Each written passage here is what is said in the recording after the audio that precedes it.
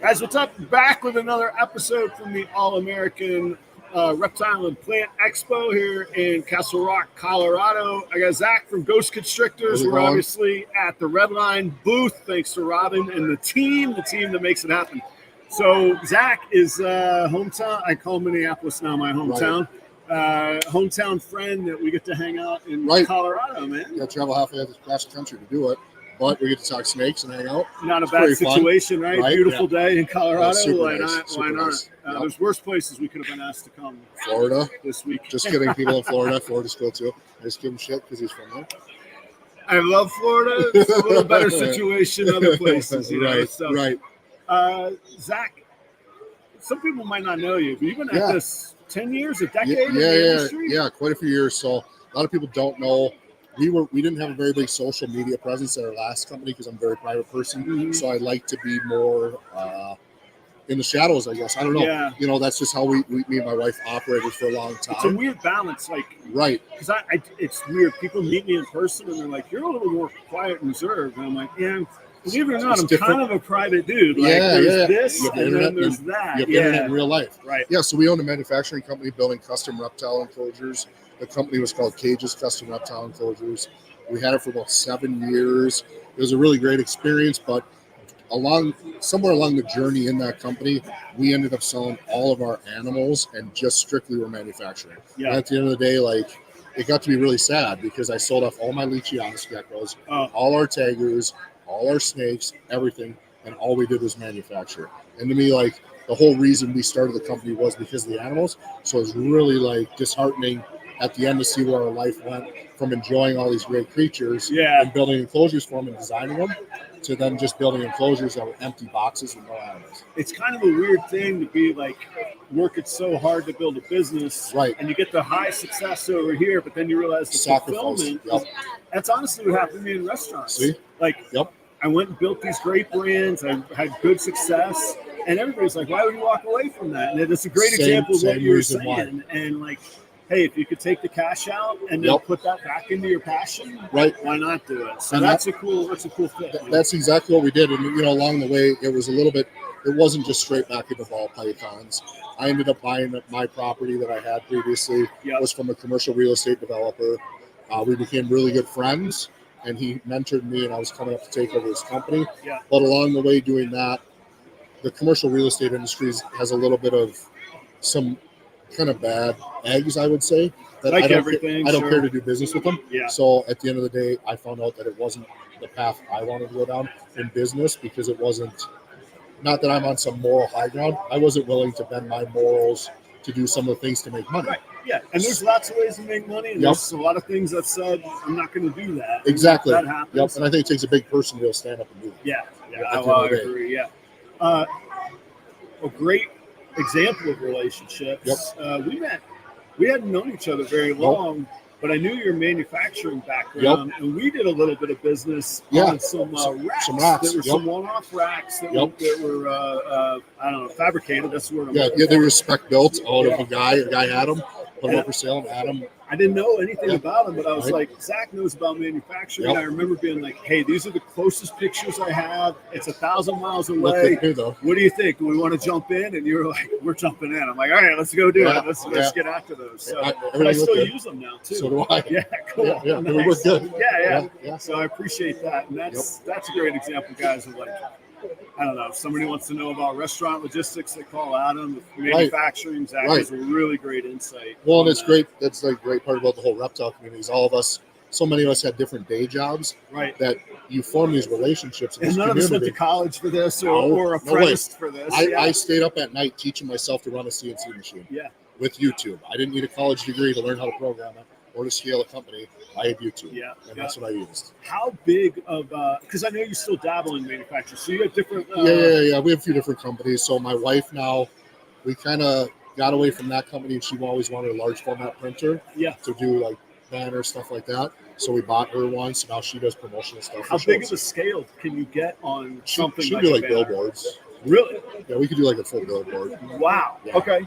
Yeah. Right. So is that something you're offering to people? Yeah, we have she has a website. I think it's 1515 company. She has all that on her website. Okay. But we sponsored the show here. Yeah. We designed the JSAs, MBKs, all their stuff. Cool. So we did all their stuff. Oh, did you guys do that work with them on the pop-up banner? We did all that. Yeah, we both did all that. Oh man, you guys got to check out sure. JSA Reptiles. They're MBK. They're real from yesterday, which was September 6th. It shows the pop-up coming to life right away. So really cool. Nice touch. I definitely caught note of it myself. I was like, when the time comes. We're actually, so we're redoing our booth. Me and Rosie are redo ours to buy the pop-up style. Yeah. Because I can get them with lights in it. Don't tell them. Nice. Yeah, don't tell anybody, guys. But you get the lights in it, it's insane. I saw one at Daytona. Yeah. I was blown away, and I told Rose, I texted her a picture, and I was like, we're switching all of it. Yeah. I'm done with it. Guys, coming to reptile shows, even if you're not going to buy anything, getting a chance to talk to people and get ideas and almost like incubate ideas in your mind of what your future can look like. Oh, for sure. It's a phenomenal opportunity for that kind of stuff. So I come out, support it, support the promoters, support the vendors, and you can learn this cool stuff. So taking it back full circle, we talked about the manufacturing. Yep. What do you got going on with the animals? I know it's about a year and a half. Yep. I had just moved to Minneapolis. Yeah. Minneapolis. I had just moved to Minneapolis.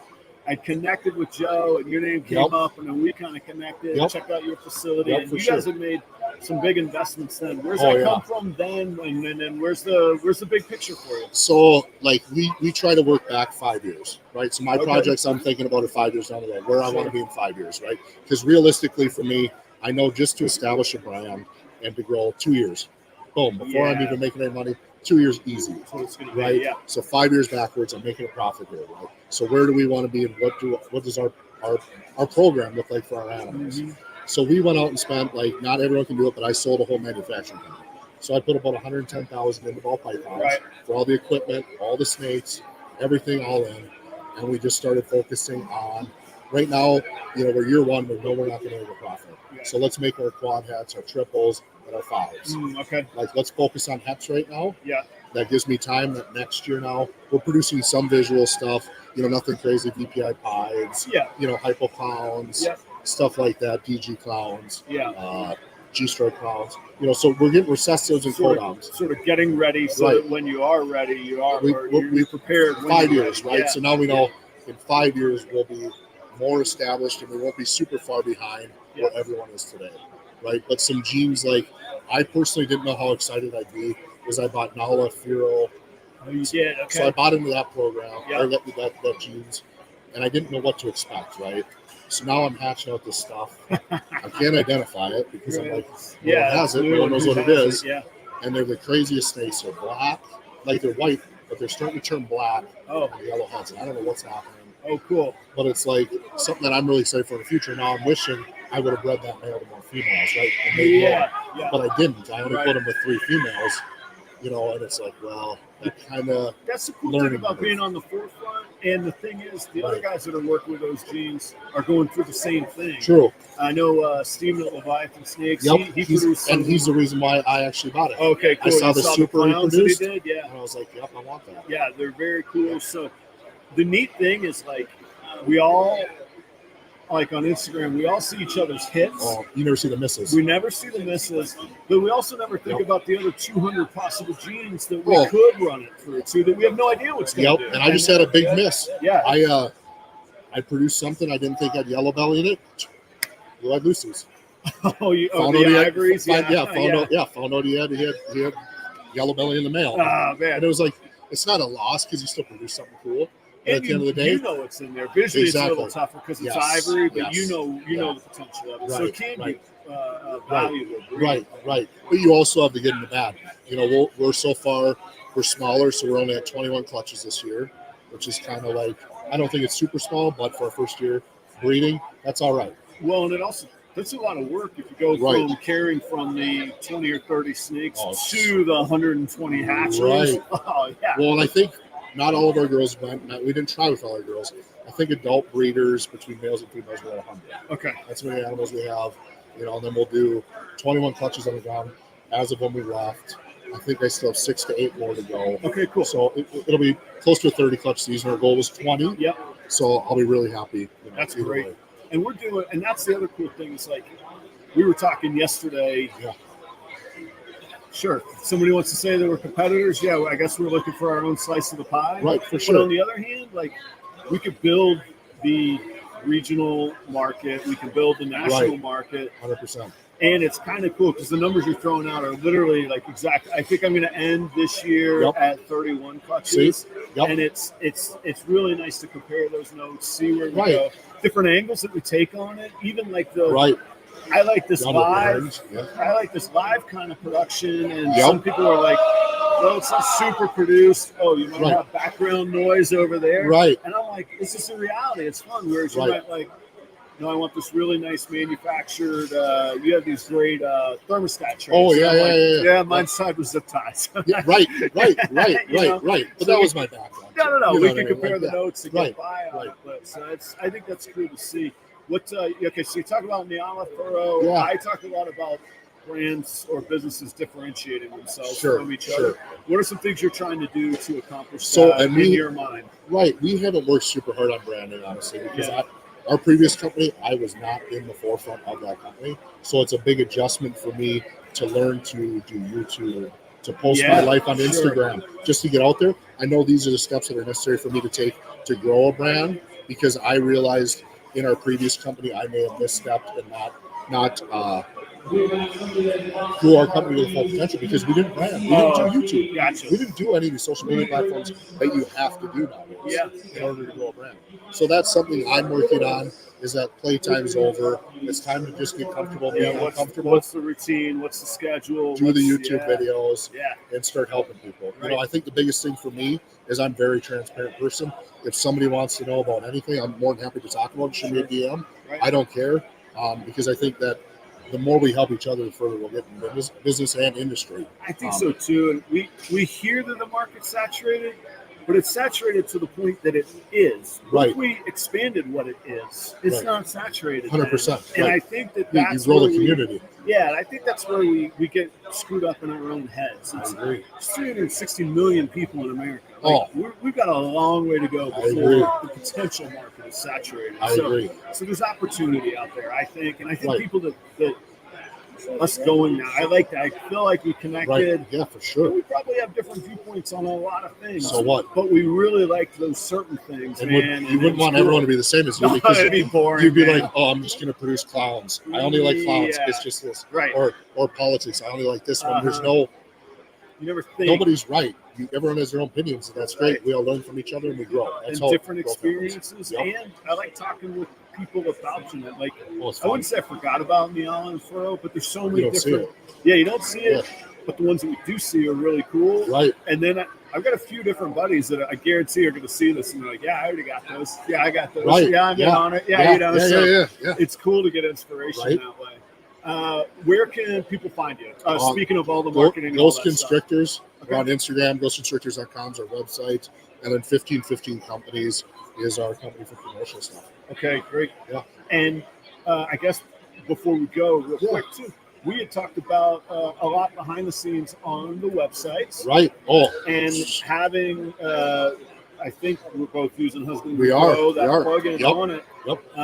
I think it's I take comfort in knowing that at the end of the day, I don't have to rely on another platform. It's my own platform. You control what goes on your website. Right.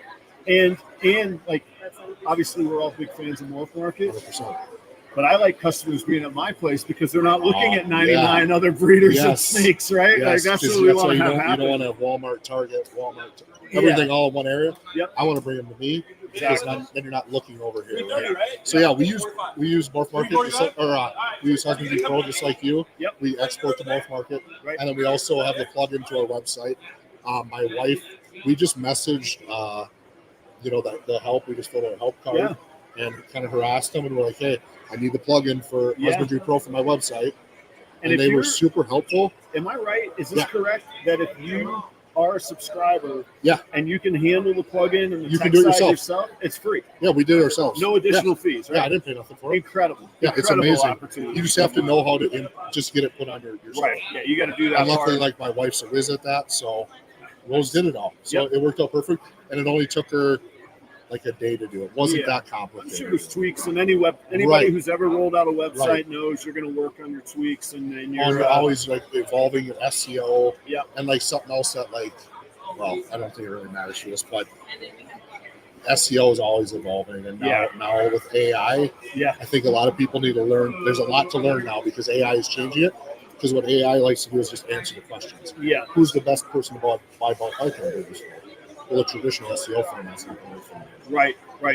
I do think it is something that I work at and I experiment with constantly. Me too. I experiment. I did so much. I once got a cease and desist because of my SEO on one of our companies. But well, guys, check out Ghost Constrictors. That's Zack and Rose. Yep. Rose is manning the booth right now. That's why I didn't get to meet Rose, but check out their products, and they're great people. I'm sure they'll be happy to help you out. Yeah, shoot me questions, anything. I'm glad to help with anything. Fantastic. Well, thanks for being on today. Thanks for having me. Good luck at the show, and awesome. I'll see you here. I'll see you around home too. All right. Yeah. All right. Thanks, Zack. Take care, brother.